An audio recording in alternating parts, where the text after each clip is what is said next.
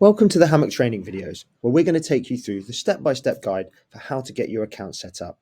And the first step is adding your properties. So all we're going to do is click the Add Property button. Now we just need to start searching for either the first line of the address or the postcode.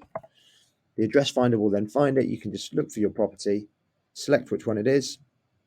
Now, if it's an HMO, you can put here, yes it is, and enter the number of rooms. You can also, if you want to, you can add your property valuation, your purchase price, and your mortgage balance. Now, those will also all feed into your other trackings, such as your loan to value and your rental yields. But for now, I'm just going to hit Add Property. We can then just keep searching for any of our other properties as well.